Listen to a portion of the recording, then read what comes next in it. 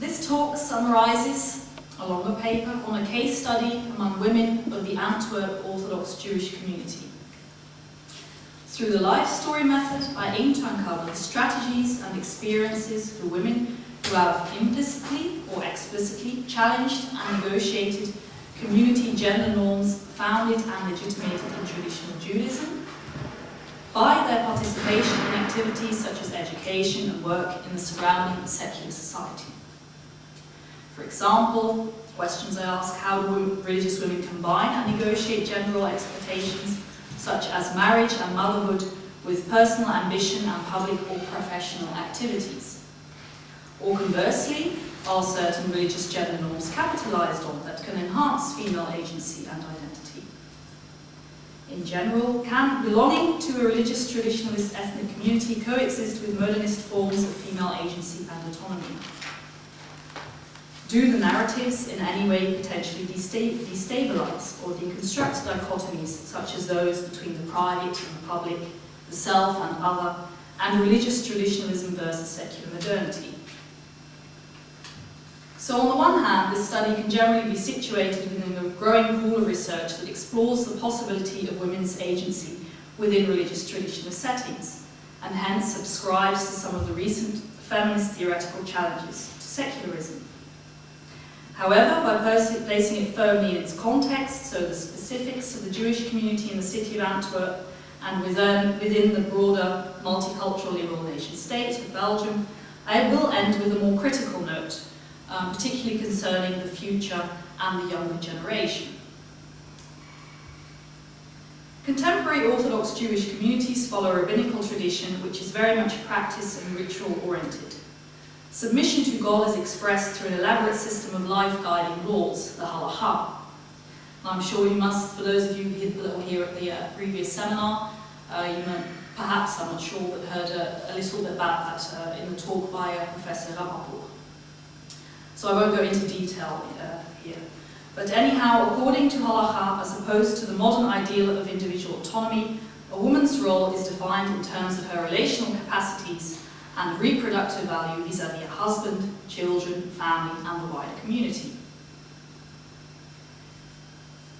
Due to the relative smallness and cohesiveness of Antwerp Jewry, a priori categorizations in terms of what is referred to as strictly Orthodox, also Haredi, also Hasidic Jews are often labeled as strictly Orthodox, so it's more of an outsider's term.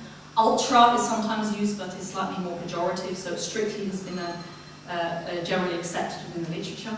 So I did not use categorizations in terms of either strictly versus more modern Orthodox, which is also another label. They did not function as selection criteria for this case study.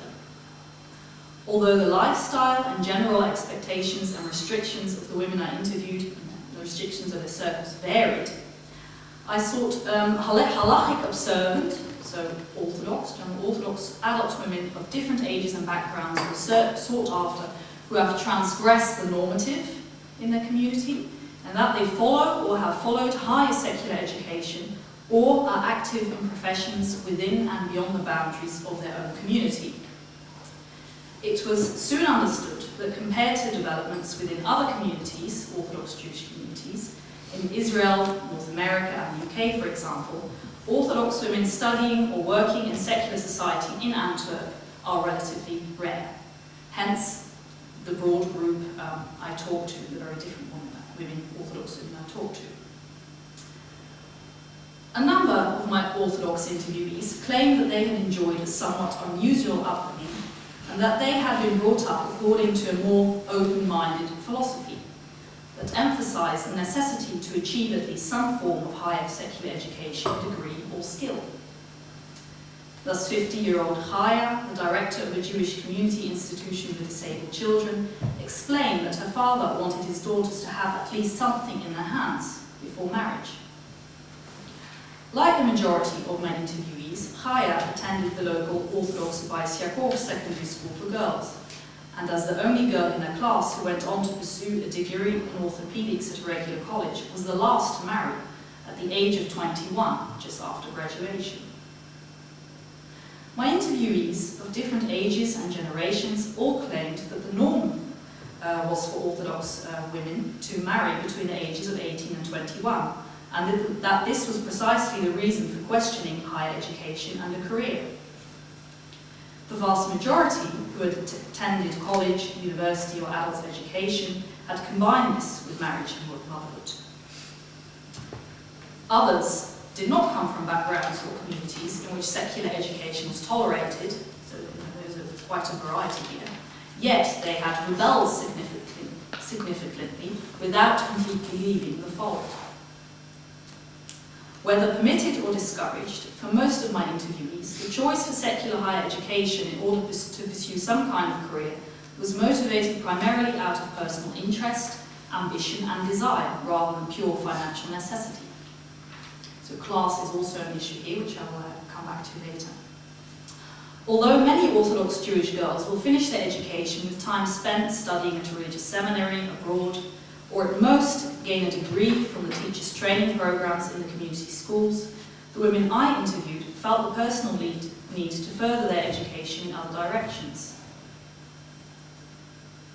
Whereas some had shown an interest for art, law and philology, most chose courses of perhaps a more stereotypical feminine altruistic type geared to caring professions, such as medicine, nursing, psychology, orthopedics, pedagogical assistance and midwifery.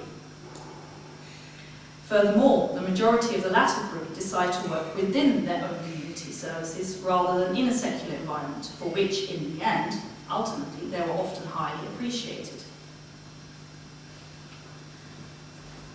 Although themselves exceptions in their educational and professional pathways, many interviewees narrated how they juggled between their studies and work and their familial and domestic responsibilities, which are quite heavy. They include many preparatory tasks relating to the weekly Shabbat, so the Sabbath on the Friday and Saturday. Lots of work is involved there. And the many religious holidays, also most of the task of the woman to prepare these, the food and so on, being central to their identity, yet central to their identity as a female Orthodox Jew. When conflicts arose, I was told that family was always the first priority. So yes, to add a more note, maybe this was emphasized in the last lecture, I don't know. But in any case, within the community itself, it's not that the woman has the Orthodox Jewish woman has less responsibilities within the public religious sphere, within the synagogue and so on. It's not because she has a more important private role within the home, as mother, homemaker and so on, that she is seen as any inferior to that of men. It's seen as a very important responsibility. Religiously, spiritually, she's seen as important, sometimes even more important than in contrast to the more public role of men. In the longer version of this paper, I also look at women who keep their work separate. So whether in the secular community, their studies keep it separate from their private identity. But here I'll just, as a way of example, give you something from the predominant narrative of Antwerp, born and raised Dina. So she's in her mid-30s and a mother of 6, and she could be taken as an example, I think, of not only reconciling but fully integrating her identity as a female Orthodox Jew with a passion for work and personal ambition. So after leaving secondary school as a teenager, Dina began the traditionally, Dina began the usual path of 3 years teacher's training at the Bais Yaakov school, where she subsequently took her internship and taught for 10 years. However, at a certain point, she felt that she had to move on, and was the only girl of her class to attend evening adult education, so in a secular environment, in order to start work as a pedagogical advisor at 2 Orthodox Jewish schools, so she does work within the community. Dina combines her half-time work with house or homework, which includes the care of her 6 children, the weekly preparation of Shabbat, cooking and entertaining family and guests during the many religious holidays. She does have help at home, yet claims that many look at her as a superwoman, although for her it is normal. On the one hand, Dina subscribed to a dominant type of discourse in which the private role of the woman is exalted. So to quote, "The role of the woman is vital," she said. "There is a big place for the rise of the woman. She must be emancipated. I am and feel enormously important in my household. If I have the flu and I'm in bed one day, you know how many people are needed to replace me? The woman is also the one who builds up the husband. So in general, there is also very much this one woman behind the man type of discourse. The woman makes sure everything is okay at the home front so that her husband has the ability to study, for example, religious studies. Dina professed that her family would never have to suffer due to her professional life, and that her domestic responsibilities were of paramount religious importance. When asked for an example, she gave her example having a special knack of having an aesthetic taste when it came to preparing the Shabbat table, an act in itself which gave her spiritual pleasure. On the other hand, Dina talked in a similar way of the dedication, enthusiasm and pride in her outside work. She spoke of her success in dealing with problems using a secular knowledge whilst incorporating a religious framework, such as in teaching materials. And furthermore, her role as bridge builder when negotiating with secular governmental educational authorities if conflicts would arise over an Orthodox school's curriculum. Dina claimed to be very ambitious and said that her work gave her tremendous intellectual and religious fulfillment. For Dina then, personal ambition and individual fulfillment in an outside context and her exposure to a knowledge of secular society did not conflict with her traditionally prescribed role in space. She did not see a conflict between aspects of her identity as a religious traditionalist working mother. Now a very different example, and also someone from a different background, Rivka, a mother of 7 and in her late 40s. As you can gather, the birth rate is quite high. The more Orthodox or strictly Orthodox the community or background, often the more children these women have. So she was a mother of 7 in her late 40s. And had experienced profound difficulties and severely transgressed her community's expectations, when as a young mother she decided to go on to higher education. Rivka's life story was indeed exceptional, coming from what she described as an extremely Orthodox background, the Hasidic Balzer community. So this is the real black hat community, Orthodox Jewish community. Her brother contracted meningitis when he was young and became permanently handicapped. The problem for the family, and consequently for Rivka, was that there was no schooling opportunities for children with learning difficulties within an Orthodox Jewish framework in Antwerp at that time. I had to do something. There was no choice, she repeatedly said. Rivka went on to higher education in Brussels, gained another university degree in orthopedics, and then specialised further in psychology in another Flemish town. Quote, I always wanted more knowledge, the feeling of the more you know, the more you don't know.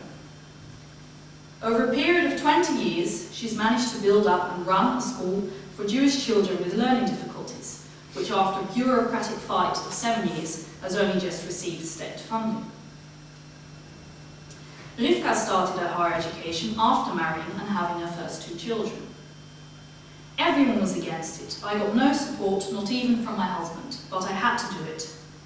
I was up at 5 in the morning to get to class at 8 and left my children at my mother's place. I sometimes had to drink my own tears like soup. This is translated from the Flemish, so this is probably a Flemish or Dutch saying, I think. It was tough, she said, to put it mildly. Yet I was really determined and no one could stop me. As for her husband, Rivka maintained, over the years he came to terms with it and he saw it could be no other way.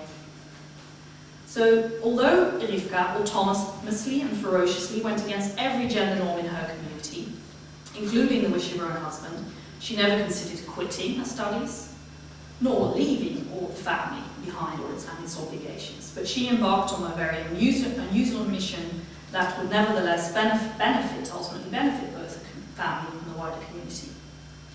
Thus she did not interpret her actions in terms of individual autonomy, claiming, I had to do it, I had no choice. As for a sense of achievement and of personal fulfillment in her studies and later career when I asked her, Rivka similarly maintained that she had never felt self-satisfaction, except for maybe 3 or 4 times in 20 years she felt some brief moments of accomplishment. Altruistic help of her brother and others like him had been her primary motivation. Individual gratification or success had never been her goal. So although they may have transgressed community and family expectations, from many of the narratives, positions emerged suggesting that within themselves the interviewees did not see any major ideological conflict between prescribed gender roles and going on to higher education and or having a career. Taking gender equality in secular education and the workplace for granted, they did not find that this should conflict with a religious gender ideology that emphasises the important private role of women, although the majority found that by no means could liberal gender ideology be fully imported into the religious sphere, which is another topic in any case, but these women did not, they were against the idea of women becoming rabbis, for example, or studying Talmud, so they weren't for equality in that sense within the religious realm. They were for it in the secular realm. Tamar, for example, thought that the halachic ruling that exempts and therefore relieves women from requirements such as thrice daily prayer and synagogue attendance was a formidable thing, a real freedom, rather than oppressive or exclusionary. So the fact that as women they do not have to pray 3 times a day, go to the synagogue, because she interpreted it as more freedom. These women were ambitious and determined. They regarded themselves as equally capable of professional or intellectual activities as any man. Balancing acts were possible by virtue of financial means or practical support that these women could draw on from within the family and the community. Tamar, in her mid-30s and a working mother of 4, gathered up the courage to attend university together with one of her Gentile colleagues. Yet she emphasised the fact that her study partner eventually had to give up due to pressure from her husband. They have emancipation, while I myself as a Jew continued, she said. Tamar could also count on moral and practical family support, something typical of the close-knit Jewish community, also geographically close. People in the Orthodox Jewish community in Antwerp is a relatively, it's a small area. People live close to one another, family can help and so on.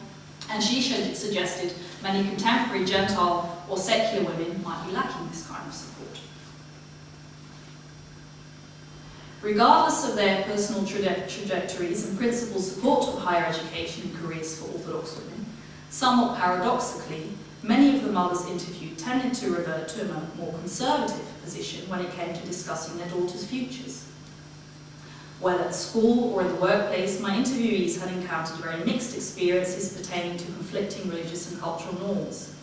Whereas for some, participating in a secular environment had been exciting and enriching, others emphasised more feelings of exclusion and misunderstanding. So this was quite mixed. The majority, nevertheless, perceived Belgium's current secular institutions as wholly unsuitable for their own daughters and sons to attend.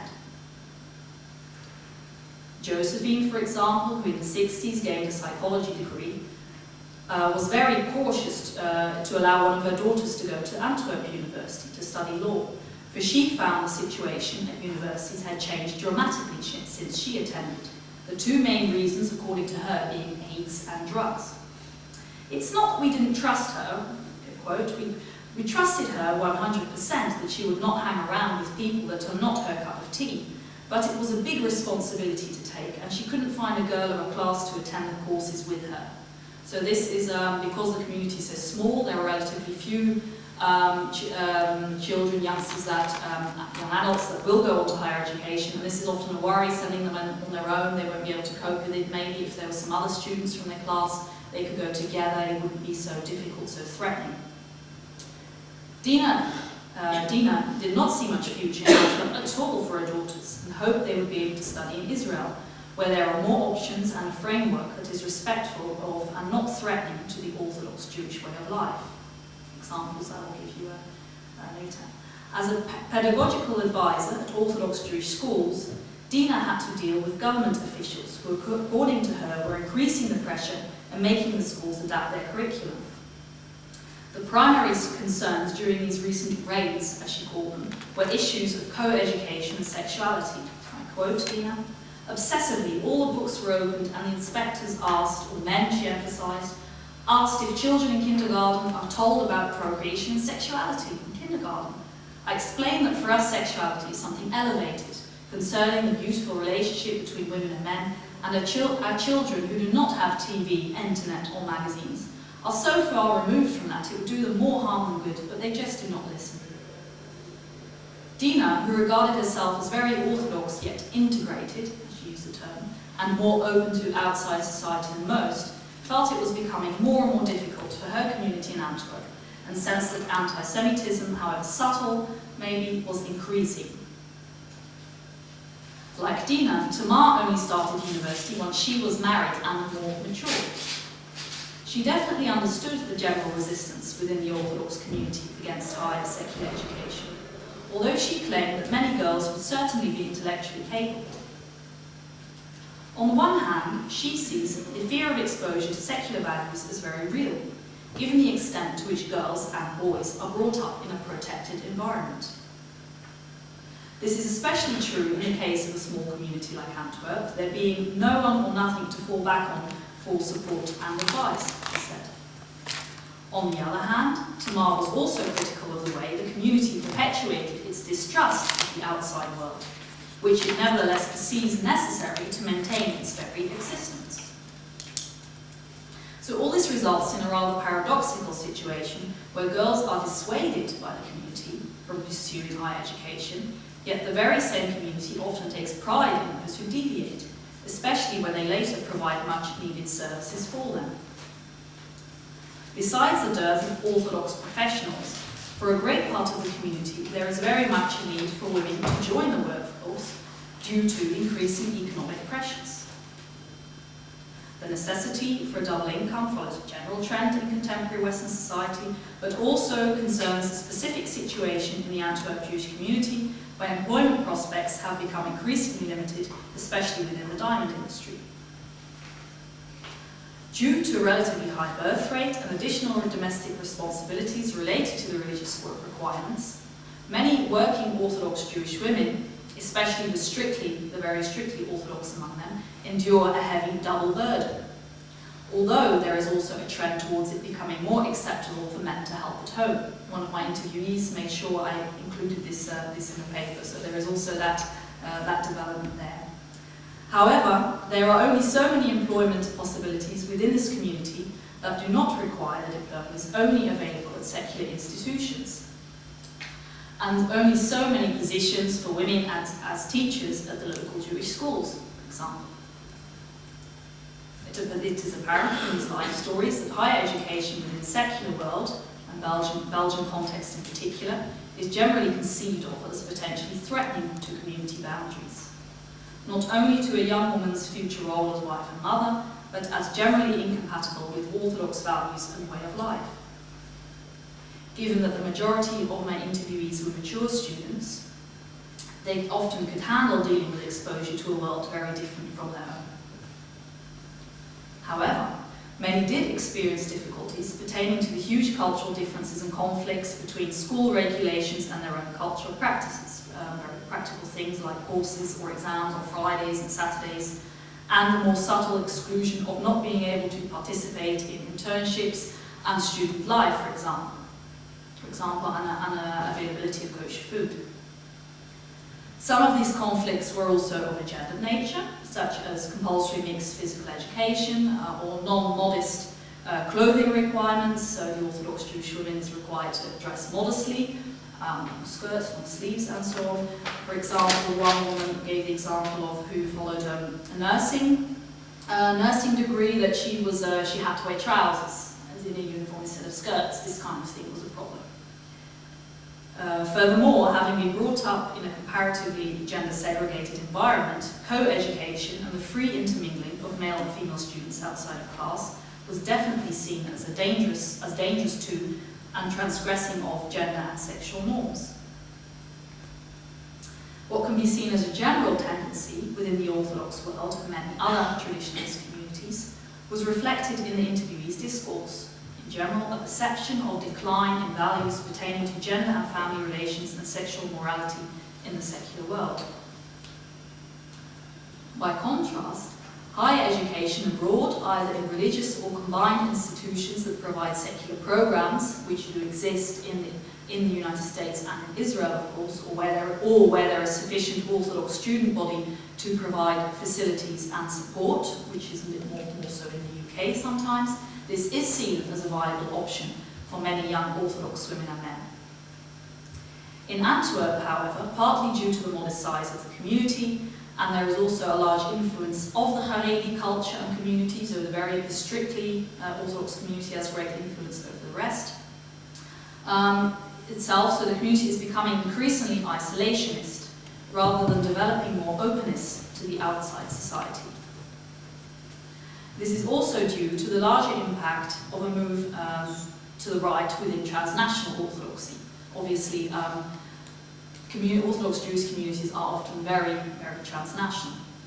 And this parallels a global and cross-cultural rise in fundamentalism and its impact on women in particular. This is combined with an increase in gender stringency, such as the growing pressure for girls to adhere to ever stricter modesty norms. Now this can be quite severe. It happens, for example, schools become ever stricter in reclosing. Children will also get pestered, for instance, if their mothers do not dress modest enough, and they'll talk about this kind of thing. And so you have also some examples where mothers sort of put their skirts on to drop their kids off and then come back with their trousers, and this kind of thing. So these are examples, but they're becoming ever stricter, those are modesty norms.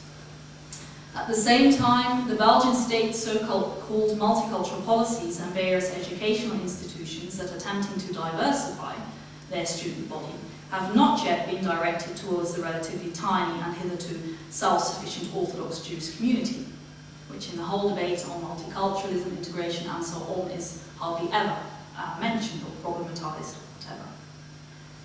Given the current climate in which gender issues are often selectively deployed on the multicultural agenda throughout Western Europe, it is unlikely that cross-cultural understanding will deepen and permit a politics of cultural accommodation and group recognition, given this perspective of secular liberal feminist thought in which the Orthodox community remains to be viewed in gender-oppressive terms. So to conclude, the narratives of exceptional women from various backgrounds and circles in the Orthodox Jewish community of Antwerp, in my research, revealed idiosyncratic trajectories and multiple subject positions regarding experiences of combining, crossing, and transcending religious and secular worlds. This case study not only illustrates how female agency is possible within a religious tradition's context, obviously taking specific factors such as class and locality into account, but also how certain dichotomies which characterize secular liberal feminist thought, such as the public, autonomous human white self, versus values perhaps like relationality, care, home and belonging, spirituality, tradition and community can be challenged. It can be argued also that although the women sometimes perpetuated, reinterpreted, sometimes transgressed community gender ideology, some of the difficulties they encountered in practice were often very similar to those of the vast majority of women and mothers in liberal society, regardless of the ethnicity and religion, where higher education, the workplace and career prospects continue to be modelled according to the autonomous individual masculine ideal. However, I think the prospects for a broader transformation of gender relations, with, for example, an increase in women following their mothers and or other exceptional women's footsteps are more grim. Although the narratives testify to the possibility and potential contribution of religiously committed women developing their intellectual and or professional selves whilst venturing into the outside world, this is also the term they use themselves, the outside world, contemporary religious traditionalist communities and movements are generally becoming increasingly isolationist in view of what is perceived as a threat to the survival of the community and its traditions. The specificity of Antwerp Jewry, as a small community, and Belgian society, the liberal, democratic, West European state, must also be taken into account, for from its side, the latter likewise does not appear particularly open to accommodating cultural and religious diversity. Any kind of solution would minimally require a mutual attempt at understanding and dialogue regarding what both religious and secular ideals of way of life consist of and may have to offer. And from a gender perspective, further research and debate stimulated by the religion question of feminism can no doubt make an important and necessary contribution to such an endeavour.